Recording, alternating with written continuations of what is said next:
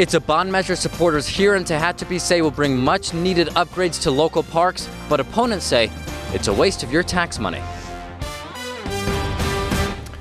17 News is your local election headquarters. Voters in Tehachapi will have the opportunity to vote on a Parks and Recreation bond measure on November 6th. Supporters say the revenue generated from this tax would provide much needed upgrades to parks, but opponents argue it's a waste of tax dollars. 17's Eitan Wallace spoke with both members on both sides and joins us now with details. Eitan.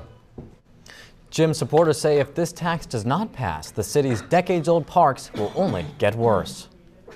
We have failing facilities. We have outdated facilities that are in desperate need of rehab.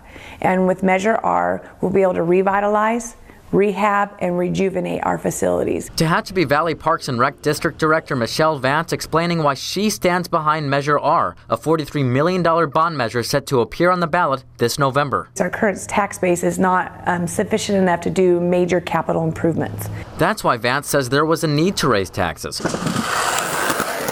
If Measure R passes, Tehachapi homeowners would see an annual property tax increase of $39 for every $100,000 worth of property. What we're going to do is revitalize our current facilities, build new restrooms, build a new sports complex for the Little League and soccer programs, but also build a new recreation center that will have a brand new aquatic center, a community space and senior space, and then also have all of our fitness areas. Supporters say it sounds great, but Larry Barnett, who's called Tehachapi home for the last 13 years, is not buying it. It's a measure that I think is totally irresponsible.